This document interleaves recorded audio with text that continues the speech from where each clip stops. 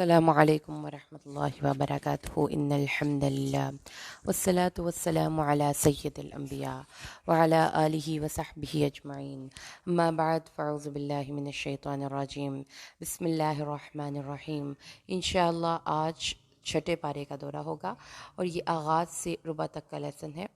اعوذ باللہ من الشیطان الرجیم بسم اللہ الرحمن الرحیم لا يحب اللہ الجہر بالسوء من القول الا من ظلم وکان اللہ سمیعا علیما۔ اللہ بری بات کے ساتھ آواز بلند کرنا پسند نہیں کرتا مگر جس پر ظلم کیا گیا ہو۔ اللہ ہمیشہ سے سننے والا بہت مہربان ہے۔ اللہ تبارک و تعالیٰ نے منع کر دیا کہ کسی بھی انسان کی برائی کا چرچا کیا جائے یا کسی بھی انسان کی برائی کو با آواز بلند پکارا جائے، کیونکہ اللہ تبارک و تعالیٰ خود بھی کسی کی انسان کی برائی کا چرچا نہیں کرتا اور وہ بھی انسانوں کے گناہوں پر پردہ پوشی فرماتا ہے۔ حضرت سعید بن مسیب بیان فرماتے ہیں، رسول صلی اللہ علیہ وسلم تشریف فرما تھے اور آپ کے ساتھ آپ کے بعض اصحاب بھی بیٹھے ہوئے تھے۔ ان میں سے ایک شخص حضرت ابو بکر صدیق کو برا بھلا کہنے لگا اور ان کو اذیت دی۔ حضرت ابو بکر خاموش رہے، پھر ان کو دوسری دفعہ اذیت دی، پھر حضرت ابو بکر خاموش رہے، پھر ان کو جب تیسری بار اذیت دی تو حضرت ابو بکر نے ان سے بدلہ دیا۔ رسول صلی اللہ علیہ وسلم وہاں سے اٹھ کر تشریف لے جانے لگے۔ ابو بکر صدیق نے عرض کیا، یا رسول اللہ، کیا آپ مجھ سے ناراض ہو گئے؟ فرمایا، جب وہ شخص تم کو برا بھلا کہتا تھا تو آسمان سے ایک فرشتہ نازل ہو کر اس کی تکذیب کرتا تھا۔ جب تم نے بدلہ لے لیا تو شیطان آ گیا، اور جس جگہ شیطان آ جائے میں وہاں بیٹھنے والا نہیں۔ کسی بھی مردہ یا زندہ شخص کو گالی دینا اور کسی کی غیبت کرنا یا چغلی کرنا، یہ تمام امور اس آیت سے منع ہے۔ رسول صلی اللہ علیہ وسلم نے فرمایا، ایک دوسرے کو برا کہنے والے جو کچھ کہتے ہیں، وبال ابتدا کرنے والے پر ہوتا ہے، جب حتیٰ کہ وہ حد سے تجاوز نہ کرے۔ حضرت عائشہ بیان کرتی ہیں، جب رسول صلی اللہ علیہ وسلم نے فرمایا کہ تم میں سے کوئی شخص فوت ہو جائے تو اس کو چھوڑ دو، اس کو برا نہ کہو، اور اپنے فوت شدہ لوگوں کی نیکیاں بیان کرو اور ان کی برائیوں کا ذکر کرنے سے باز رہو۔ رسول صلی اللہ علیہ وسلم نے فرمایا کہ تم جانتے ہو غیبت کیا چیز ہے؟ صحابہ نے کہا، اللہ اور اس کے رسول زیادہ جانتے ہیں۔ فرمایا، تم اپنے بھائی کے اس وصف کا ذکر کرو جو اسے ناپسند کرتا ہو، اگرچہ کہ اس میں وہ عیب موجود ہو۔ اگر اس میں وہ عیب نہیں تو تم اس پر بہتان باندھتے ہو۔ اسی طرح سے رسول صلی اللہ علیہ وسلم حضرت عائشہ نے حضرت صفیہ کے بارے میں فرمایا، ان کا اتنا اور اتنا قد ہے۔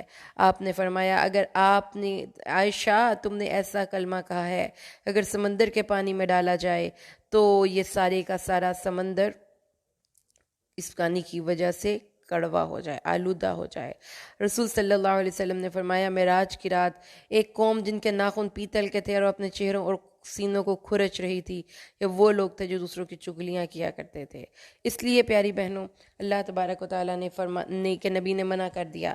ایک اس نستا مل گیا کہ وہ شخص کہ جس پر ظلم کیا جاتا ہو، یعنی کہ مظلوم، وہ بددعا بھی کر سکتا ہے، اپنا کتھارسس بھی کر سکتا ہے، اور اپنی داد رسی کے لیے کسی انسان کے پاس جا کر اس شخص کا مسئلہ بھی، اپنا مسئلہ بھی بیان کر سکتا ہے۔ اس طرح سے 3 جگہوں پر غیبت کرنا آپ کو حدیث میں یا علماء کرام نے بتایا ہے کہ صحیح ہے۔ نمبر 1 یہ کہ کوئی کسی کے خلاف کوئی قتل کا یا نقصان پہنچانے کا ارادہ کرے تو ان لوگوں کی غیبت یا ان لوگوں کے اس ارادے سے آگاہ کر دیا جائے۔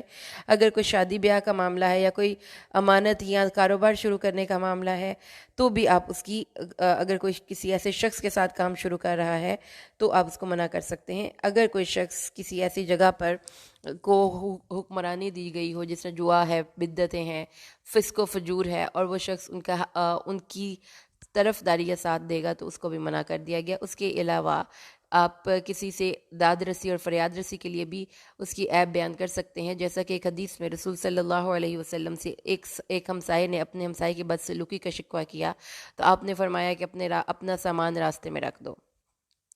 اب جب کوئی بھی گزرتا تو وہ اپنے ہمسائے کا پورے شکایتیں لگاتا، تو جس کی وجہ سے لوگوں نے اس کو برا بھلا کہا تو اس ہمسائے نے پھر اس سے معذرت کر کے اس کا سامان اندر لے گیا۔ لیکن آیت نمبر 149 میں اللہ نے فرمایا ہے، اگر کوئی نیکی ظاہر کرو یا چھپاؤ یا برائی سے درگزر کرو، بے شک اللہ معاف کرنے والا ہے۔ اس لیے جبکہ خود اللہ سبحانک اللہم علی حلمک بعد علم، اللہ کے عرش اٹھانے والے فرشتوں کی تسبیح ہے، اے اللہ تو پاک ہے کہ سب جانتے بوجھتے معاف کر دیتا ہے، تو اس معافی کی وجہ سے اللہ کی اس عادت کو اڈاپٹ کریں اور معاف کر دیں۔ لیکن اگر بدلہ لینا ہے تو پھر اتنا ہی لیں جتنا کہ آپ پر زیادتی ہوئی ہے۔ آگے آیت نمبر 150 میں اللہ فرماتا ہے وہ لوگ جو کفر کرتے ہیں اور اللہ اور اس کے رسولوں کا اور ارادہ کرتے ہیں کہ ان دونوں میں کسی ایک میں فرق کریں، اور کہتے ہیں ہم بعض کو مانتے ہیں اور بعض سے انکار کرتے ہیں، اور وہ یہ چاہتے ہیں کہ ان دونوں کے درمیان کوئی راستہ اختیار کریں، یعنی کہ یہود و نصارہ رسولوں کے سب انبیاء پر ایمان لانا ضروری ہے۔ رسولوں میں سے کسی بھی ایک رسول کا انکار تمام انبیاء کے سلسلے کا انکار ہے، کیونکہ ایک بھی کڑی سے ساری کے توڑ دینے سے ساری چین ٹوٹ جاتی ہے۔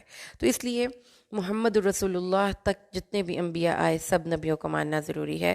تو اس انکار سے پھر یہ صرف مسلمان ہی کرتے ہیں، باقی کوئی بھی مذہب کا پیرو تمام انبیاء پر ایمان نہیں لاتا۔ اور یہی ہے وہ جو ہم آمن الرسول میں پڑھ کے آتے ہیں، لا نفرق بین احد من رسلہ، رسولوں میں فرق کرنا ایمان کے سلسلے کی کڑی کو توڑنا ہے، اور پھر وہ سارے کا سارا ایمان کا سلسلہ خراب ہو جاتا ہے۔ اس لیے اللہ تعالیٰ نے انہی کو کہا ہے اولئک هم الکافرون حقا، جو ایک نبی پر ایمان لاتے ہیں اور ایک نبی سے انکار کرتے ہیں، تو پھر اللہ تعالیٰ کو ایسا ایمان پسند نہیں ہے جس میں آپ اپنی مرضی سے ایڈیشن اور ڈیلیٹ کریں، آپ میں سے آپ کا پھر سارے کا سارا ایمان اللہ کی نظر میں رد ہے۔ اور وہ لوگ اور اس کے برخلاف تصویر کا دوسرا رخ جو ایمان لائے اللہ پر، رسولوں پر، اور کسی ایک میں بھی فرق نہیں کیا، ان کو ان کے اجر پورے پورے دے دیے جائیں گے۔ تو یہ بھی ایک بہت امپورٹنٹ شرط ہے ایمان میں اور عمل میں اور اجر لینے میں کہ تمام نبیوں پر ایمان لایا جائے۔ آگے جی اہل کتاب کی کچھ کیریکٹرائزیشنز ہیں اور ان کی کیریکٹرسٹکس نوٹ کیجئے۔ نمبر 1، آیت نمبر 153 میں اللہ تعالیٰ نے فرمایا کہ اہل کتاب آپ سے کچھ الٹے مطالبات اور سوالات کر رہے ہیں، تو موسیٰ سے بھی وہ ایسے ہی بات کر چکے ہیں۔ آپ سے کہہ رہے ہیں کہ ہمیں آسمان سے کتاب لا کر دکھائیں، موسیٰ سے کہا ہمیں اللہ دکھائیں، تو موسیٰ سے مطالبہ زیادہ بڑا تھا، لیکن اللہ نے ان کے ظلم کے سبب ان کو بجلی نے آ لیا، پھر انہوں نے بچڑے کو معبود بنایا کہ ان کے پاس واضح دلیلیں آ چکیں۔ شرک کا ارتکاب کرنے والے لوگ اور اپنے بڑوں کا ادب نہ کرنے والے لوگ، بنی اسرائیل اور اہل کتاب کی کیریکٹرائزیشن ہو رہی ہے، اور ہم نے ان کے اوپر طور کو معلق کر دیا، اور یعنی معلق کیوں کیا؟ کیونکہ وہ نہیں مان رہے تھے، تو اللہ تعالیٰ نے پھر ڈنڈے کے زور پر ان سے منوایا۔ اور ہم نے کہا دروازے میں سجدہ کرتے ہوئے داخل ہو جانا، اور ہم نے کہا ہفتے کے دن میں حد سے تجاوز نہ کرنا۔ تو اللہ تعالیٰ نے ان سے ایک ٹریننگ لی تھی، اور پھر اس کے بعد اللہ تعالیٰ نے ان کو ایک انسٹرکشن دی تھی۔ ان کو 2 انسٹرکشنز ملی ہیں۔ نمبر 1 یہ کہ دروازے میں سجدہ کرتے ہوئے داخل ہونا، وہ کون سی جگہ تھی؟ وہ بیت المقدس کا علاقہ تھا جہاں پر عمالقہ کی قوم قابض تھی۔ ان کو کہا گیا اس علاقے میں جانا ہے تو سجدہ کرتے ہوئے داخل ہونا ہے، اور ہم نے انہیں کہا تھا کہ ہفتے کے دن حد سے تجاوز نہیں کرنا، ٹھیک ہے؟ ہفتے کے دن ان کو ضبط کرنا ہے، اپنے کاموں سے اپنے آپ کو روک لینا ہے، اور ہم نے ان سے اس بات کا پختہ قول و قرار لیا تھا، لیکن انہوں نے عہد توڑ دیا۔ فَبِمَا نَقْضِهِم مِّيثَاقَهُمْ، آیت نمبر 155۔ اللہ تعالیٰ نے ان کے دلوں پر کیوں مہر لگائی اور ان کے دلوں کو کیوں ناپسند کیا؟ کیونکہ نمبر 1، اللہ تعالیٰ نے پہلے ان سے وعدہ لیا، تو انہوں نے اس وعدے کو توڑ ڈالا، اور اس وعدے کو توڑنے کے بعد جٹائی میں اور اپنی ہٹ درمی میں سب تک آگے بڑھ گئے کہ اپنے نبیوں کو قتل کرنا شروع کر دیا، اللہ کی آیتوں کا انکار کرنا شروع کر دیا، اور یہ کہنے لگے کہ ہمارے دل ملفوف ہیں۔ یعنی ان کی حرکتیں دیکھیے، خود وہ کیا کر رہے ہیں، عمل کے میدان میں صفر ہیں، لیکن ان کی اپنے بارے میں assumptions دیکھیے کہ وہ سمجھتے ہیں کہ ہم سے تو اچھا کوئی انسان ہی نہیں۔ تو یہ ایک دھوکہ ہے جو شیطان ہر اس انسان کو دیتا ہے جو اپنی عبادت پہ اتراتا ہے۔ وہ ہر ایک انسان کو اپنے آپ سے انفیریئر اور اپنے آپ کو سب سے سپیریئر سمجھتا ہے، جبکہ حقیقت یہ ہوتی ہے کہ اللہ اس کے دل کو مہر زدہ کر چکا ہوتا ہے، تو وہ اپنی ہی اس کیفیت میں حیران و سرگرداں پھرتا ہے۔ پھر اس کے بعد انہوں نے حضرت مریم پر ایک بہتان عظیم باندھا تھا، اور وہ کیا تھا؟ انہوں نے کہا تھا کہ ہم نے عیسیٰ جو مسیح تھے ان کو قتل نہیں کیا، ہم نے ان کو قتل کر دیا، کیونکہ وہ یہ کہتے تھے یہودی کہ حضرت عیسیٰ ولد الزنا ہے، نعوذ باللہ، حضرت مریم پر بہتان لگاتے تھے، اور اس بات کو لے کر انہوں نے اپنے اس وقت کے بادشاہ کو ورغلایا، اور وہاں سے پھر ان کی پولیس فورس کے ذریعے ان کے گھر کا گھیراؤ اور ان کو پکڑنے کے لیے گئے، پورا مکر ریڈی کر لیا۔ تو لیکن اللہ تعالیٰ نے ان کے مقابلے میں مکر کیا کہ ایک انسان کو حضرت عیسیٰ کی شبیہ ڈال کر حضرت عیسیٰ کو آسمانوں پر اٹھا لیا، اور ان کو یہی گمان ہوا کہ انہوں نے عیسیٰ کو مصلوب کر دیا، سولی چڑھا دیا ہے، لیکن یہ تواتر سے احادیث موجود ہیں کہ حضرت عیسیٰ واپس اتریں گے قیامت کے قریب، اور دجال اور دوسرے کفار سے جہاد کریں گے، اور موت سے پہلے پہلے تمام دین ان کے مرنے سے پہلے پہلے ساری دنیا میں دین اسلام غالب ہو جائے گا۔ تو یہود و نصارہ یا تو قتل ہو جائیں گے یا اسلام لے آئیں گے، حضرت عیسیٰ صلیب توڑ دیں گے، جزیہ ختم کر دیں گے، خنزیر کو قتل کر دیں گے۔ تو یہ اس کی جو صراحت ہے وہ ڈیفرنٹ احادیث سے آپ کو مل جاتی ہے، آپ اس کو اسٹڈی کر سکتے ہیں۔ تو اللہ تعالیٰ نے فرمایا یہ سب کا سب ساتھ ساتھ رد بھی اللہ تعالیٰ کر رہے ہیں۔ دیکھا ان کی بری بری عادتوں کو ساتھ ساتھ رد کر رہے ہیں، ان کی بری عادتوں کو ریوائز کریں گے انشاءاللہ جب ہم یہ سلسلہ کمپلیٹ کریں گے۔ اللہ تعالیٰ نے فرمایا کہ پھر انہوں نے ظلم کیا تو ہم نے ان پر پاک چیزوں کو حلال کر، ان پاک چیزوں کو حرام کر دیا جو ان سے پہلے حلال تھیں، اور وہ کیا تھیں اس کی تفصیلات آپ کو سورۃ الانعام کی آیت 46 میں مل جائیں گی کہ وہ گناہ پر چونکہ دلیر تھے اور سرکشی بہت زیادہ تھی ان میں، اس لیے پھر اللہ تعالیٰ نے ان کو کچھ ایسی چیزیں جو ان کو حلال تھیں وہ بھی حرام کر دیں، جیسے کہ چربی وغیرہ، اور وہ سود کھاتے تھے۔ سود کھانا دراصل کیا ہے؟ وہ ایک سمبل ہے ان کی ایک منی میٹرز کے حوالے سے ایک منٹالٹی کا، اور وہ کیا ہے؟ سیلفش ہو کر سوچتے تھے، سیلف لیس ہو کر نہیں سوچتے تھے، دوسرے انسانوں کو فائدہ پہنچانے والے نہیں تھے، دوسروں سے فائدہ اٹھانے والے تھے، ایثار والے نہیں تھے، وہ لوٹنے والے تھے۔ جو بھی عالم دین ہو، جو بھی کوئی انسان کسی دوسرے انسان کے ساتھ چل رہا ہے اور یہ سوچ لے کر چل رہا ہے تو وہ ایک باطل طریقے سے لوگوں کا مال پہ ناجائز تصرف کر رہا ہے۔ ان کو منع کیا گیا تھا اس سے کہ وہ لوگوں کا مال باطل طریقے سے نہ کھائیں۔ تو مال کھانے کا، مال کے کمانے کا ذریعہ بھی بہت امپورٹنٹ ہے۔ خالی یہ حرام نہیں ہے کہ آپ نے مردار نہیں کھانا، سور نہیں کھانا، آپ نے کسی سے لوٹ کے بھی نہیں کھانا، کسی کے مال میں ناجائز تصرف بھی نہیں کرنا، یہ بھی منع ہے۔ لیکن تصویر کا دوسرا رخ، یعنی کہ تصویر مکمل دیتا ہے اسلام کا جو ایک سوچنے کا انداز ہے، وہ وسعت قلبی اور پوری طرح سے تحقیق پر مبنی ہوتا ہے۔ اسلام یہ نہیں کہتا کہ کسی ایک کمیونٹی کے کسی ایک فرد نے آپ کے ساتھ برا کیا ہے تو وہ کہ سب کو آپ ایک ہی لائن میں کھڑا کر کے گولی سے اڑا دیں۔ اس کمیونٹی کے اچھے لوگوں کو ان کا ڈیو کریڈٹ دیجئے، جیسا کہ انہی میں اہل کتاب میں اکثریت تو یوں تھی جو ہم پڑھ چکے، لیکن ان میں سے کچھ ایسے بھی تھے جو نبی صلی اللہ علیہ وسلم پر ایمان لے آئے تھے اور علم ان کے اندر رچ بس گیا تھا، اور جس کے اندر علم رچ بس جائے اس کا لازمی نتیجہ یہ نکلتا ہے کہ اس کو ایمان نصیب ہوتا ہے، اس کو تقوی نصیب ہوتا ہے، اور اس کو عاجزی نصیب ہوتی ہے۔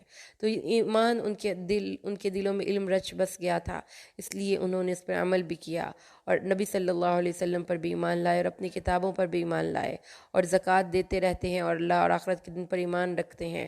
ان کو اللہ بہت بڑا اجر دے گا، کیونکہ حدیث میں آتا ہے کہ جو حضرت موسیٰ کی شریعت پر عمل کرے اور نبی صلی اللہ علیہ وسلم کے آنے کے بعد اللہ کے نبی صلی اللہ علیہ وسلم کی شریعت پر عمل کرے تو اس کو دوہرا اجر ملتا ہے۔ اور اس کے بعد اللہ تعالیٰ نے فرمایا آیت نمبر 163 میں، ہم نے آپ کی طرف وحی کی جیسا کہ ہم نے نوح، ابراہیم اور ان کے بعد کے نبیوں پر وحی کی تھی، اور ہم نے ابراہیم، اسماعیل، اسحاق، یعقوب اور اولاد یعقوب پر بھی وحی کی تھی، اور عیسیٰ، ایوب، یونس اور ہارون اور سلیمان اور داود کو بھی ہم نے زبور دی، اور رسول جن کے قصے ہم نے آپ پر بیان کر دیے اور رسول جن کے قصے آپ پر بیان نہیں کیے، اور موسیٰ سے تو اللہ نے کلام بھی کیا۔ تو اللہ تعالیٰ نے رسولوں اور وحی کو وحی بھیجنے کی ساری کی ساری یہاں پہ ڈیفرنٹ رسولوں کے نام بتا کر یہ بتایا کہ ان کی طرف اللہ نے وحی کی ہے، اور وحی کیا ہے، وہ رسول کیوں آتے ہیں، یہ ہر دور میں کیوں رسول آتے رہے، کیونکہ انسان کی نیچر میں ہدایت کی طلب ہے، اس کے اندر ہے، ودیعت کر دی گئی ہے، تو اس لیے اس کو پھر ہدایت چاہیے۔ اس کی زندگی کے تمام امور اس کے بارے میں وہ اپنی عقل سے فیصلہ نہیں کر سکتا کہ وہ کیا کرے اور کیا نہ کرے، اس کے لیے اس کو ہدایت نامے چاہیے۔ تو اللہ نے ان رسولوں کے ذریعے انسان کو ہدایت بھیجی، وہ ہدایت جو کہ اللہ کی طرف سے آنے والی انسان پر بہترین عطا تھی کہ اس کو صحیح اور غلط میں فرق بتا دیا جائے۔ اور اللہ نے فرمایا لیکن اللہ گواہی دیتا ہے کہ اے نبی جو اس نے تیری طرف نازل کیا اس کو اپنے علم سے نازل کیا، اور فرشتے بھی گواہ ہیں، اور گواہ تو اللہ ہی کافی ہے۔ بے شک جنہوں نے کفر کیا اور اللہ کے راستے سے روکا، تحقیق وہ گمراہی میں بہت دور جا پڑے۔ کون؟ یہ عیسائی اور یہودی ہیں جو اللہ تعالیٰ کے راستے سے روکتے ہیں۔ بے شک وہ لوگ جنہوں نے کفر کیا اور ظلم کیا، اللہ ان کو بخشنے والا نہیں ہے اور ان کو راہ مستقیم کی طرف ہدایت نہیں دینے والا ہے، مگر اس کو جو جہنم کی آگ کی طرف، اور یہ اللہ پر آسان ہے۔ اس کے بعد اللہ تعالیٰ نے یہ کفار کی بات بتا دی۔ اللہ کے راستے سے روکنے والے لوگ اللہ کے راستے سے روکنے والے لوگ، اللہ کے راستے پر ظلم کرنے والے لوگ، اور اللہ تعالیٰ پھر ان کو نہ بخشے گا، نہ ہدایت دے گا مگر دوزخ کی ہدایت۔ اللہم لا تجعلنا برحمتک منہم۔ چوائس اچھی کیا کیجیے۔ آپ کچھ نہیں کر سکتے تو ایٹ لیسٹ فیسیلیٹیٹر بن جائیں، لوگوں کو اچھی بات بتانے کے لیے فیسیلیٹیٹر بن جائیں کسی بھی کیپیسٹی میں، لیکن اللہ کے راستے سے روکنے والے نہ بنیں۔ یہ کبھی بھی ہماری زندگی کی چوائس نہیں ہونی چاہیے۔ پھر رسول صلی اللہ علیہ وسلم کی رسالت کی اکملیت، جامعیت اور عالمگیریت، یہ سب کی سب میرے نبی کو دی گئی ہے۔ نبی صلی اللہ علیہ وسلم ساری دنیا کے لیے رحمت ہیں، اور آپ کا دین برحق سارے انسانوں کے لیے ہے۔ یا ایہا الناس قد جاءکم الرسول بالحق من ربکم فآمنوا خیر لکم۔ اے انسانوں، تمہارے پاس تمہارے رب کی طرف سے رسول حق لے کر آ گیا ہے، اس پر ایمان لے آؤ۔ اے انسانوں، تو اس لیے انسانوں تک پیغام اب کون پہنچائے گا؟ رسول صلی اللہ علیہ وسلم کے جانشین، ان کے امتی، کہ اللہ کے نبی نے فرمایا ہے کہ العلماء ورثۃ الانبیاء، جو نبیوں کا کام ہے اب وہ علماء کرام نے کرنا ہے۔ اپنی اس ذمہ داری کو سمجھیے، اس کتاب اللہ کا ہم پر یہ حق ہے کہ ہم رسول کا پیغام دنیا کے ایک ایک انسان تک پہنچائیں۔ اور اگر تم کفر کرو تو بے شک اللہ کے لیے ہی ہے جو کچھ بھی آسمان اور زمین میں ہے، اور اللہ علم رکھنے والا اور کمال حکمت والا ہے۔ اس لیے اہل کتاب کی ایک اور بری عادت، اپنے دین میں حد سے بڑھ جاتے تھے، بیلنس کے راستے کو چھوڑ دیتے تھے۔ یہودیوں نے کیا کیا؟ حضرت عیسیٰ کے انداز، حضرت عیسیٰ کے بارے میں غلو کرتے کرتے ان کو ولد الزنا قرار دے دیا، انا للہ و انا الیہ راجعون۔ اور عیسائیوں نے کیا کیا؟ انہوں نے حضرت عیسیٰ کے مقام کو بلند کرتے کرتے ان کو اللہ بنا لیا۔ تو یہ دونوں ہی غلط، دونوں فرقے ہی غلط ہیں۔ اپنے دین میں غلو سے کام نہیں لینا، کسی انسان کی تعظیم میں اس کو اتنا نہیں بڑھا دینا کہ اس کو اللہ بنا دیں، اس کو خدائی صفات کا حامل قرار دے دیں۔ اللہ نے فرمایا عیسیٰ، مسیح عیسیٰ ابن مریم تو اللہ کا رسول اور اس کا کلمہ تھا، جو اس نے مریم کی اور اس کی طرف القاء کیا تھا، اور ایک روح تھی جو کہ حضرت مریم کو اللہ تبارک و تعالیٰ نے جب ان کو بھیجا حضرت جبرائیل کو، تو انہوں نے آپ کے چاک گریبان پر پھونک ماری تو حضرت مریم حاملہ ہو گئیں۔ تو اللہ تعالیٰ نے پھر فرمایا کہ یہ جو ہے نا، یہ ایک اصل عقیدہ ہے۔ یہ قرآن حضرت عیسیٰ کے بارے میں بہترین سٹانس جو ہے نا، یہ آیت کریمہ دیتی ہے کہ اہل کتاب حضرت عیسیٰ اللہ کے بندے، اس کے جلیل القدر نبی ہیں۔ اللہ تعالیٰ نے حضرت مریم کی طرف اپنی روح کو القاء کیا تھا، تو اللہ اور اس کے رسولوں پر ایمان لاؤ، اور تین اقانیم اور تین خداؤں کے اور ٹرینٹی کے عقیدے سے اپنے آپ کو روک لو۔ انما اللہ الہ واحد سبحانہ ان یکون لہ ولد، تمہارا معبود واحد ہے، اس بات سے وہ اس بات سے پاک ہے کہ اس کی کوئی اولاد ہو۔ سبحان اللہ، اللہ کے نام کی تسبیح کریں، کیونکہ سبحہ سے لفظ نکلتا ہے، وہ بطخ جو پانی کے اوپر تیرتی رہے۔ اللہ فرماتا ہے کہ وہ آسمان کی سب مخلوقات سے اوپر ہے، اور ہر بشری کمزوریوں اور تقاضوں سے بلند ہے۔ اسی کے لیے ہے جو کچھ بھی آسمان اور جو کچھ بھی زمین میں ہے، اور اللہ کافی ہے۔ وَكَفَى بِاللَّهِ وَكِيلًا لَن يَسْتَنْكِفَ الْمَسِيحُ أَن يَكُونَ عَبْدًا لِلَّهِ، مسیح اس بات سے عار نہیں کھاتا کہ وہ اللہ کا بندہ ہو۔ حضرت مسیح کو اس بات سے کبھی بھی عار نہیں ہوگی، وہ اس بات کو کبھی بھی مائنڈ نہیں کریں گے، اس بات سے ان کا مقام اور مرتبہ کبھی کم نہیں ہوگا کہ وہ اللہ کے بندے ہیں۔ اور یہ اور اللہ کے جتنے بھی مقرب فرشتے ہیں، وہ بھی کبھی اللہ کے ساتھ اپنی وابستگی اور اللہ کے بندے ہونے پر سے عار نہیں کرتے۔ اور کون ہے جو اس کی عبادت سے عار اور تکبر کرے؟ جو یہ کرے گا، یہ کس نے کیا؟ یہ شیطان نے کیا۔ تو اللہ ان سب کو دوزخ کی طرف جمع کرے گا، فَسَيَحْشُرُهُمْ، اللہ ان کو سب کو اپنی طرف جمع کر کے ان سے پوچھے گا۔ تو عبد، اللہ تعالیٰ نے اس سے زیادہ عزت کا مقام نہیں انسان کے لیے، اللہ کا بندہ ہونے سے زیادہ کوئی عزت کا مقام نہیں، کیونکہ ہم پڑھتے ہیں اشہد اللہ الہ الا اللہ وحدہ لا شریک لہ واشہد ان محمدًا عبدہ ورسولہ۔ ہم اب عبادت کا مطلب کیا ہے؟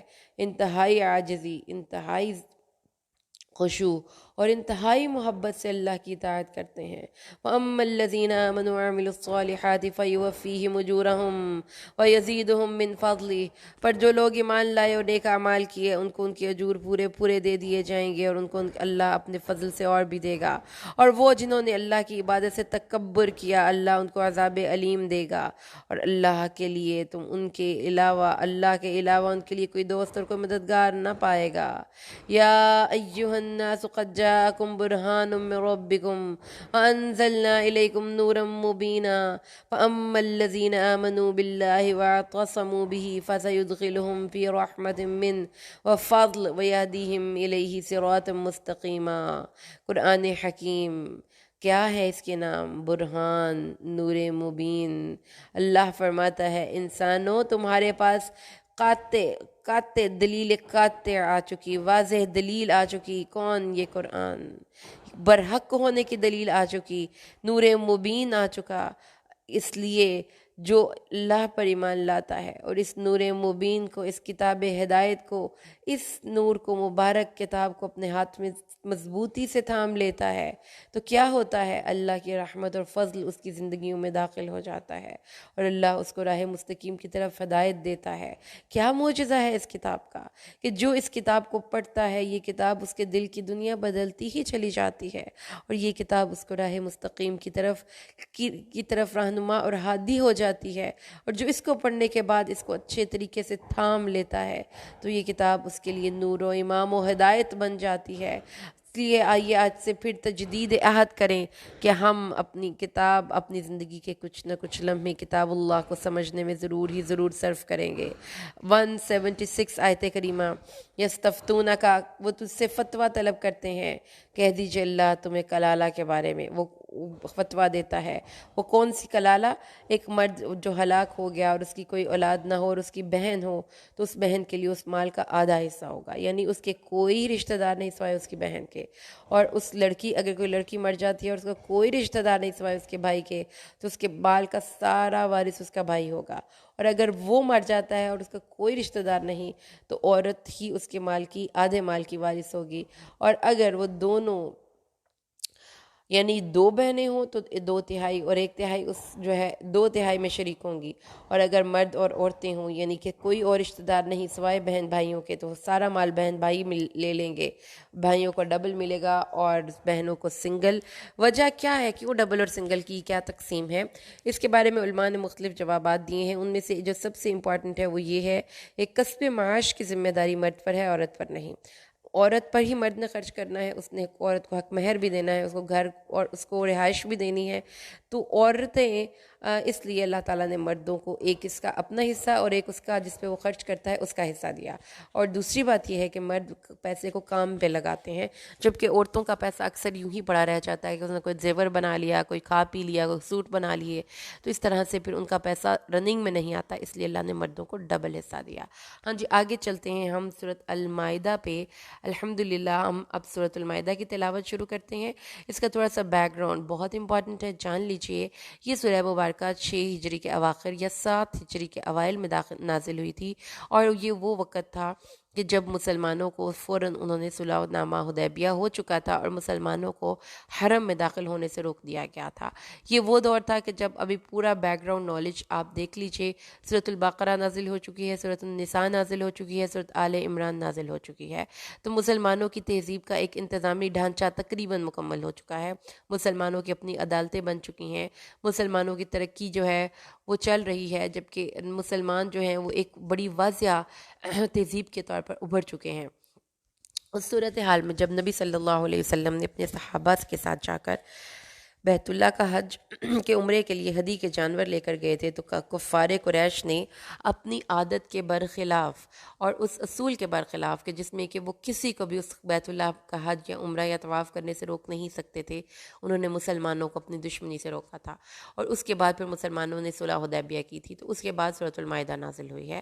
اس لیے اس کانٹیکس میں اس کو سمجھیے کہ یہ آیت کریمہ ایک اسپیشل سوشل کانٹیکس میں مسلمانوں کی جو سویلائزیشن ہے اس میں اور مسلمانوں کی جو ہسٹری ہے اس کے ایک بڑے خاص مقام پر نازل ہوئی تھی، ٹھیک ہے؟ تو اس لیے آئیے ہم اس سورہ مبارکہ کی تلاوت کا آغاز کرتے ہیں۔ اعوذ باللہ من الشیطان الرجیم، بسم اللہ الرحمن الرحیم۔ یا ایہا الذین آمنوا اوفوا بالعقود احلت لکم بہیمۃ الانعام الا ما یتلی علیکم غیر محل الصید وانتم حرم ان اللہ یحکم ما یرید۔ اے مومنو اپنے عقدوں اور عہد و پیمان کو پورا کرو۔ یہ سورۃ المائدہ کے بارے میں رسول صلی اللہ علیہ وسلم نے فرمایا ہے کہ یہ اپنی امت کے مردوں کو اس کی تعلیم دو، کیونکہ اس کے جتنے بھی تھیم یا جو اصول ہیں وہ اسینشلی میل سے بلانگ کرتے ہیں، کیونکہ اور اس میں پھر سب سے پہلی بات جو مردوں کو اسلام نے گائیڈ کیا وہ کیا ہے کہ وہ کمٹمنٹس پوری کریں، کیونکہ عورتوں کے نسبت مرد زیادہ کمٹمنٹس کرتے ہیں، ان کو زیادہ مواقع ملتے ہیں کمٹمنٹس کے، جیسے کہ بزنس ڈیلنگس ہیں، جیسے کہ ٹریٹیز ہیں، ڈیفینس کے حوالے سے عورتوں کے ساتھ جو ان کے نکاح کے تعلقات ہیں، تو یہ سب کے سب ان کے ساتھ عقد و پیمان ہے جو کہ اللہ تعالیٰ کے نبی اور قرآن نے کہا ہے کہ پورے کیے جائیں، اور جس میں اپنے وعدے کی پاسداری نہیں اس میں کوئی ایمان نہیں، بس صراحت حدیث رسول صلی اللہ علیہ وسلم۔ اللہ تعالیٰ نے فرمایا کہ تم پر وہ وحشی جانور حلال کر دیے گئے جو کہ تمہیں پڑھ کر مگر وہ جو تمہیں ابھی پڑھ کر سنائے جا رہے ہیں، اور اس کی تفصیلات اگلی آیتوں میں آئے گی۔ تم شکار حالت حرم یا احرام کی حالت میں تم پر شکار منع ہے، تو حالت احرام میں جو خشکی کا شکار ہے وہ کسی نے نہیں کرنا، خواہ وہ بندوق سے ہو یا خواہ ویسے ہو یا اس کو پکڑ لیا جائے کسی بھی طریقے سے، یعنی اس کا مطلب یہ ہے کہ جو کرنے کا کام ہے وہ کر گزری اور اپنی اٹینشنز کو بالکل ادھر ادھر ویسٹ نہ کیجیے۔ جب حرم میں آپ گئے ہی اللہ کی عبادت کے لیے ہیں تو کھانے پینے کے نام پر اپنا بہت سا ٹائم ویسٹ کرنے کی ضرورت نہیں، کیونکہ آبویسلی جب آپ شکار پکڑیں گے تو آپ کھائیں گے تو صحیح نہ۔ تو آگے سورۃ المائدہ آیت نمبر 2 میں اللہ ارشاد فرماتا ہے یا ایہا الذین آمنوا لا تحلوا شعائر اللہ، شعائر شعیرہ کی جمع ہے جس کا مطلب ہے نشانے، اللہ تعالیٰ کی نشانیاں جو یہاں پہ ذکر کی گئی ہیں وہ حرمت والا مہینہ ہے، ہدی ہے، قلائد ہے، اور بیت اللہ کی طرف جانے والے حجاج کرام ہیں۔ چونکہ یہ احتمال تھا، کیونکہ ابھی مسلمانوں کو انہوں نے روکا تھا بیت اللہ کی طرف جانے سے، تو اب یہ احتمال تھا کہ جو مشرک مسلمانوں کے علاقوں سے گزر کر بیت اللہ کا حج کرنے جائیں تو مسلمان ان کو بھی نہ روک دیں، جیسا کہ اکثر ہم کرتے ہیں کہ ہم اسکیپ کوٹنگ شروع کر دیتے ہیں۔ کسی نے ہمارے ساتھ برا سلوک کیا، کسی بھی نے سے کہ اگر کسی ہندو نے کسی مسلمان اپنے ملک میں کسی مسلمان کے ساتھ بدسلوکی کی تو ہم اپنے ملک میں ہندوؤں کے جا کر گرجے اور ان کے مندر منہدم کرنا شروع کر دیتے ہیں۔ تو اللہ تعالیٰ نے یہ مذہبی رواداری سکھائی یہاں پر کہ اس طرح نہیں کرنا، آپ نے جس کا قصور ہے اس میں سے اگر آپ بدلہ نہیں لے سکتے تو اسی کی کمیونٹی کے کسی دوسرے بندے کو مارنے کی ضرورت نہیں۔ تو یہ بہت بڑا میسیج ہے، خاص طور پر مردوں کی سورہ مبارکہ ہے جیسا کہ آپ کو پتہ ہے، اور یہ مذہبی رواداری یا ریلیجس انٹالرنس یہ مردوں میں بہت زیادہ ہوتی ہے، واجب القتل قرار دینا، کفر کے فتوے لگا دینا۔ اللہ تعالیٰ نے فرمایا ہے کہ یہ حرکت نہیں کرنی، اور یہ بات یاد رکھیے کہ تم نے جب اپنا احرام کھول دینا ہے تو شکار تم پر حلال ہے، لیکن یہ اس سے پھر آپ یہ مطلب لے لیجئے کہ جو بھی لوگ ہیں، جس طرح ہمارے ملک میں ہندوؤں کا گردوارہ، یہ سکھوں کا گردوارہ ہے، تو جو بھی لوگ یہاں پہ آئیں گے اپنی مذہبی رسومات کی ادائیگی کے لیے، کیونکہ اس وقت بھی جو بیت اللہ کا حج تھا وہ کوئی دین ابراہیمی پہ تو منحصر نہیں تھا، وہ تو کفار کا ایک مذہبی فریضہ تھا۔ تو اسی طریقے سے اگر کوئی بھی کسی بھی کمیونٹی کا بندہ اپنا مذہبی فریضہ ادا کرنا چاہتا ہے کسی بھی طریقے سے، تو مسلمانوں کو اجازت نہیں کہ ان کو روکیں اور ان کو تنگ کریں، اور اللہ تعالیٰ نے فرمایا کسی بھی قوم کی دشمنی تمہیں اس چیز پر آمادہ نہ کرے کہ تم ان کو مسجد حرام سے روک دو اور تم زیادتی کرو۔ زیادتی نہیں کرنی، اور نیکی اور تقوی پر تعاون کرنا ہے، اور گناہ اور زیادتی پر تعاون نہیں کرنا۔ تو ایک اصول کی بات پتہ چل گئی کہ والنٹیئر ہو کر اگر آپ نے کام کرنا ہے یا آپ نے مل کر ہاتھ ملا کر کام کرنا ہے، تو اپنی مدد آپ کے تحت بھی کام کرنا ہے تو وہ کام کریں جس سے اس سے انسانوں کو فائدہ ہو اور نیکی پھیلے اور تقوی لوگوں کے اندر ڈیولپ ہو۔ تو خاص طور پہ آج کے دور میں جب کبھی آپ کوئی ایپ ڈاؤن لوڈ کرنا چاہیں، کوئی ویڈیو وائرل کرنا چاہیں، کوئی پلے اسٹور کا استعمال کرنا چاہیں، کوئی ویب سائٹ بنانی چاہیں، تو اگر آپ کو آتا ہے تو آپ ایسے لوگوں کے ساتھ تعاون کریں جو کہ نیکی کا کام کرنا چاہتے ہیں، اور نیک اور برائی کے کام میں تعاون نہیں کرنا اور اس کی پشت پناہی نہیں کرنے۔ یہ قرآن کا اصول پتہ چل گیا، اور اللہ سے ڈرتے رہو، بے شک اللہ سخت عذاب کرنے والا ہے۔ الحمدللہ ہمارا پہلا ربع مکمل ہوا۔ چھٹے پارے کا اللہ سے دعا ہے اللہ قرآن کو سمجھ کر پڑھنا اور اس پر عمل کرنا ہمارے لیے آسان کر دے، آمین۔